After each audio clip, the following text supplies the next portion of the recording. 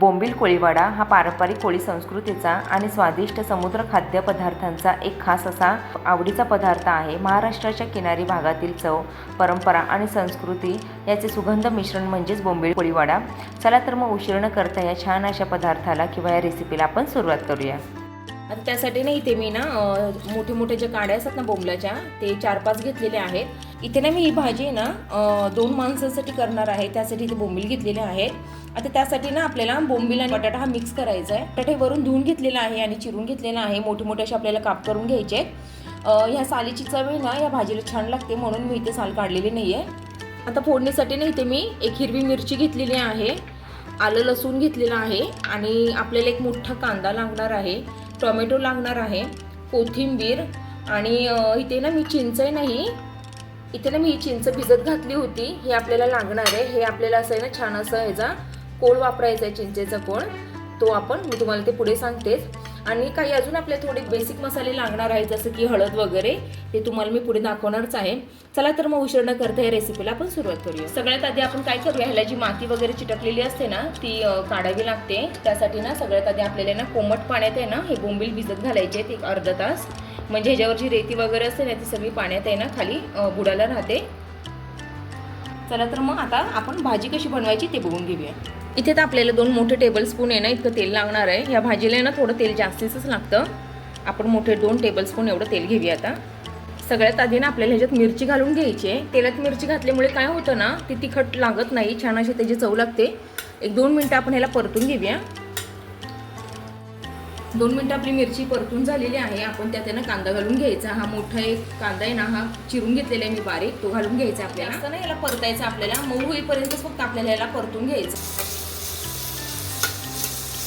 कांदा मऊ होईपर्यंत आपल्याला फक्त परतून घ्यायचं आहे, जास्त नाही परतायचं आहे. कांदा आपला छान असा मऊ झालेला आहे. त्यात आता आपल्याला ना आलं लसणाची पेस्ट घालून घ्यायची आहे. इथे आलं लसणाची पेस्ट घालून घेऊया आपण. 2-3 लसणाच्या काड्या आणि 1 इंच आलं होतं ते मी ना खलबत्त्यात वाटून घेतलेलं आहे, ते घालून घेतलेलं आहे. त्यात आपल्याला छान असं परतून घ्यायचं यामध्ये. आता ना यामध्ये आपल्याला काही बेसिक मसाले घालून घ्यायचे. त्यामध्ये आता इथे तर आपल्याला ना कोळी मसाला हा वापरायचा आहे. कोळी मसाल्याने ना या भाजीची चव अजून दुप्पट अशी छान वाढते. पण तुमच्याकडे जर कोळी मसाला नसेल तर तुम्ही ना घरचा काळा मसाला पण घालू शकता. आता इथे ना मी कांदा लसूण मसाला थोडा घालून घेणार आहे. आता इथे आपल्याला ना थोडी पाव चमचे इतकी हळद घालून घ्यायची आहे आणि कोथिंबीर पण घालून घ्यायची आहे. कोथिंबीर आपल्याला ना या कांद्याबरोबर छान अशी परतून घ्यायची आहे, म्हणजे ना या भाजीला छान अशी चव लागते. आपण 1-2 मिनटं छान असं परतून घेऊया. कांदा आणि सगळे मसाले आपले छान असे परतून झालेले आहे. आता आपण ना ह्यामध्ये बटाटा घालून घ्यायचा आहे. इथे ना बोंबील मी ना 2 पाण्याने स्वच्छ धुवून घेतलेले आहेत, ते आता आपण ह्याच्यात ना घालून घ्यायचं आहे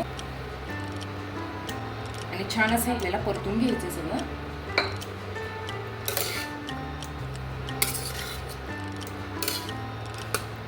परतल्याने काय होतं ना सगळा मसाला आहे ना बटाटा आणि जे बोंबील आहे ना त्याला छान असा हा कोटिंग होतो.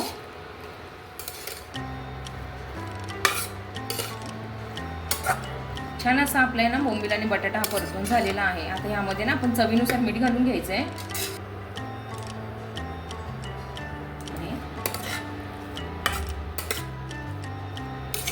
आता यात आहे ना पाणी घालायचं आहे आपल्याला आणि एक 10 ते 15 मिनिटं आहे ना 1 ते 2 उकळी आपल्याला आणून घ्यायचे, म्हणजे छान असं ते निम्म शिजेल.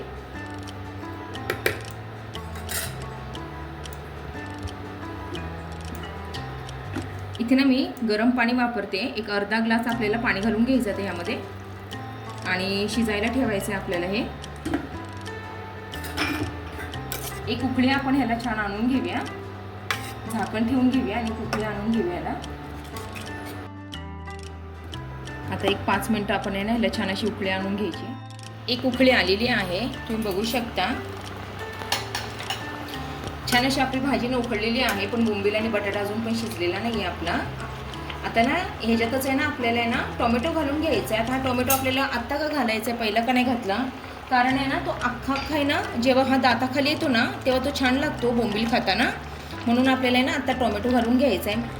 आता आपल्याला ह्यामध्ये ना जे चिंचेचं पाणी आपण केलं होतं ना ते घालून घ्यायचं आहे. ह्या चिंचेच्या पाण्यामुळेच आहे ना या भाजीची चव आहे ना आंबट तिखट अशी लागते, म्हणून ह्याला आहे ना कोळी लोक आहे ना बोंबलाचं आंबट असं पण म्हणतात.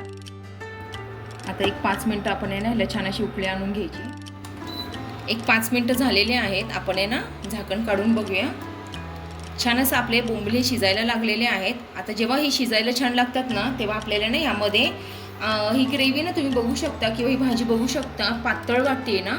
मग आता ह्याला घट्ट करण्यासाठी ना काही लोक आहेत ना ह्याच्यात खोबऱ्याचा पण वापर करतात, ओलं खोबरं जे कोळी लोक वापरतात. आणि ना काही ना ह्याच्यात आहे ना तांदळाचं पीठ पण वापरतात. तर इथे ना मी तांदळाचं पीठ वापरणार आहे.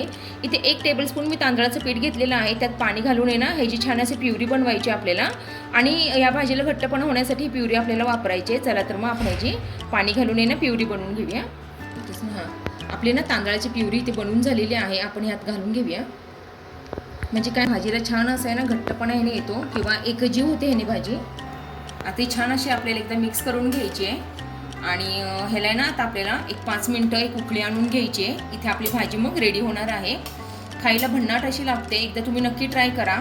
आपल्या पद्धतीने जर म्हणताल ना सोलापूरची पद्धत तर ह्याच्यात आपण शेंगदाण्याचं कूट वगैरे असं वापरतो. पण कोळी पद्धतीने तसं केलं जात नाही. तिथे ना तांदळाचं पीठ किंवा मग खोबरं वापरलं जातं. चला तर मग आपण ह्याला एकदा उकळी आणून घेऊया. तुम्ही बघू शकता आपली भाजी ना छान अशी शिजलेली आहे. छान अशी त्याला तरी आलेली आहे. इथे आपली भाजी रेडी झालेली आहे. आता आपण आहे ना सगळ्या शेवटी थोडी कोथिंबीर ह्याच्यावर घालून घ्यायची आणि ही सर्व करायची. आपल्या इथे बोंबील कोळीवाडा किंवा बोंबलाचं आंबट इथे रेडी झालेलं आहे. इथे आपला झणझणीत असा बोंबील कोळीवाडा रेडी झालेला आहे. हा व्हिडिओ आवडला असेल तर लाईक करा, शेअर करा आणि फॉलो करायला विसरू नका. चला तर मग पुन्हा भेटूया अशा एका छानशा आणि नवीन रेसिपीमध्ये. तोपर्यंत बाय.